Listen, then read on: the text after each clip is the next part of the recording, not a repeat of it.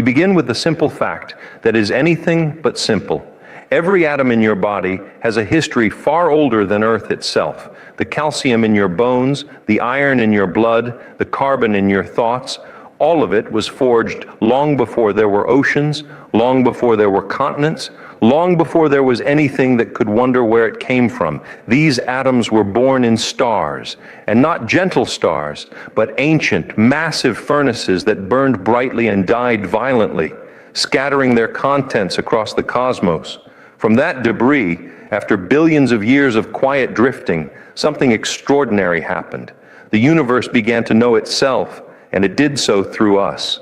We are made of star stuff. This is not a metaphor. It is not poetry, though it sounds like it should be. It is a measured conclusion, drawn carefully from evidence written in light and decoded by curious minds. When we look up at the night sky, we are not simply observing distant objects. We are looking at our own deep ancestry. The story of the stars is the story of us, written on a scale so vast that it humbles even our most ambitious imaginations. Consider where we are. Our planet is a small world, orbiting an ordinary star, tucked away in the outskirts of a galaxy containing hundreds of billions of other suns. This galaxy itself is only one among hundreds of billions more. The universe is not arranged for our convenience. It is vast, beyond comprehension, and mostly empty. And yet, on this small world, circling a modest star, life arose. Matter became alive. And a fraction of that life became conscious enough to ask questions. That alone should give us pause. For most of the universe's history, there were no eyes to see it, no minds to contemplate it. Galaxies collided in silence. Stars were born and died unnoticed. Time passed, indifferent and immense. Then, on at least one small planet, chemistry organized itself into biology. Biology organized itself into awareness, and awareness turned outward toward the stars from which it came. This is not a trivial development. It may be among the most important events the universe has ever known. When we say we are made of star stuff, we are acknowledging a deep connection between ourselves and everything else that exists. The same forces that shape distant galaxies shaped us. The same physical laws that govern the motion of planets govern the beating of your heart. There is no separation between the cosmos and life. We are not strangers here. We are a continuation of a process that began billions of years ago. And yet, despite this profound connection, we often behave as though we are isolated, as though we are separate from one another, as though the boundaries we draw between nations, cultures, beliefs, are more fundamental than the reality that binds us together. From a cosmic perspective, these divisions vanish. Look again at our world. It is a pale point of light, suspended in a vast cosmic darkness. Every human being who has ever lived, every hero and coward, every creator and destroyer, every child and every elder, has lived out their entire life on that tiny stage. All our triumphs and tragedies, all our wars and reconciliations, all our love and all our suffering unfolded there. There is no hint from the vantage point of the stars that we are divided into us and them. There is only us. The universe does not care what language we speak. It does not recognize our borders or our flags. It is indifferent to our arguments and unmoved by our pride. And in that indifference lies a quiet lesson. If the universe does not grant us special status, then meaning is not something we receive. It is something we create. This realization can be unsettling. Some find it frightening to live in a universe without built-in purpose. But there is another way to see it. In a universe that offers no guarantees, meaning becomes precious, fragile, earned.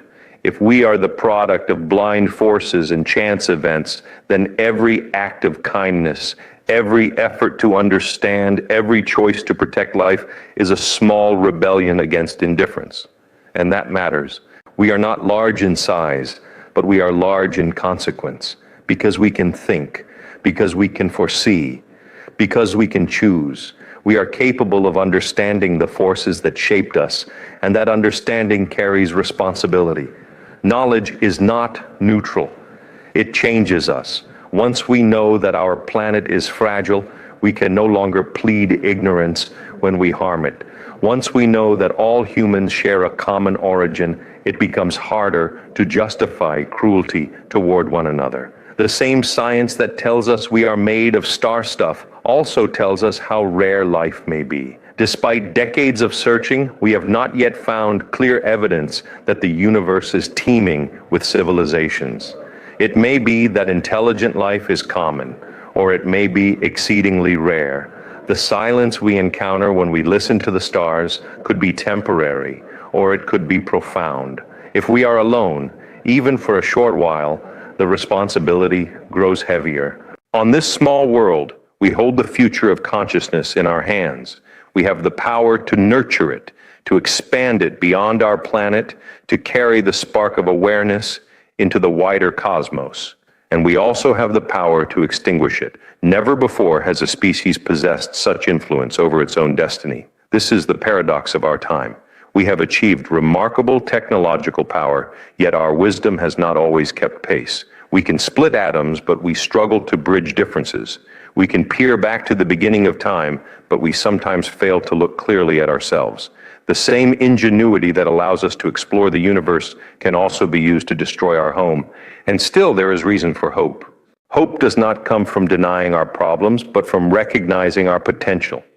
The fact that we can understand our situation at all is extraordinary.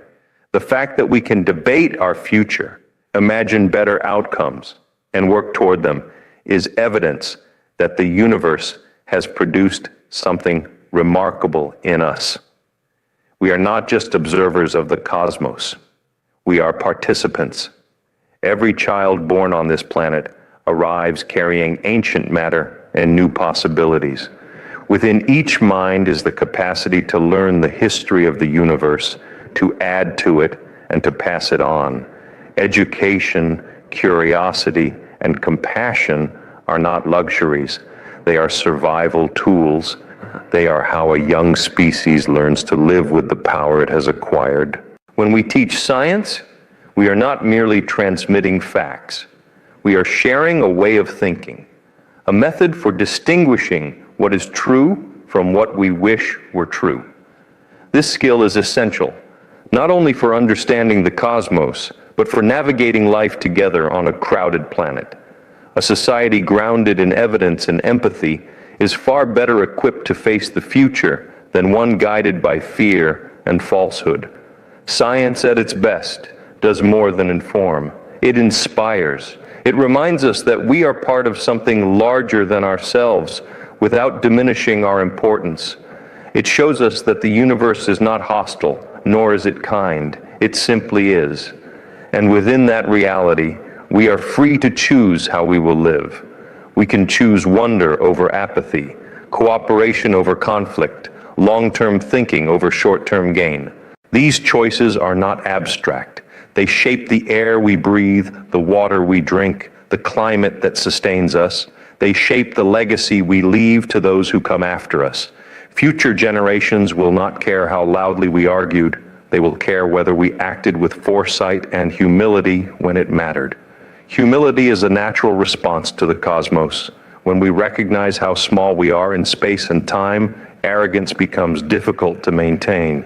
But humility does not mean insignificance. It means understanding our place. We are a way for the universe to examine itself. We are the local embodiment of a much older story, and that story is still being written.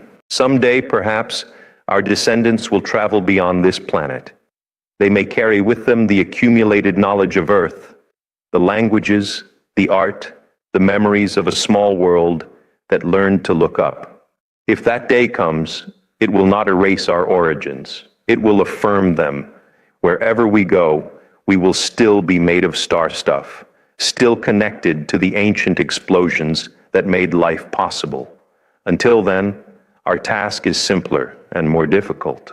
We must learn to live together, to see one another not as enemies or strangers, but as fellow travelers, each of us riding this pale world through the cosmic dark. We must protect the fragile systems that sustain us, not because the universe demands it, but because we do. In the end, the most astonishing thing is not that the universe is vast, but that it has produced beings capable of understanding that vastness, that it has produced curiosity and care and love. These qualities were not inevitable. They emerged from countless accidents and blind processes. That makes them all the more precious. We are made of star stuff, yes, but we are also made of choices. What we choose to do with this knowledge will echo far beyond our brief lives. It will determine whether the story of consciousness on Earth is a short and tragic one, or the opening chapter of something far greater. The universe has given us the ingredients. The rest is up to us. And for the first time, perhaps, the cosmos is waiting to see what its children will do.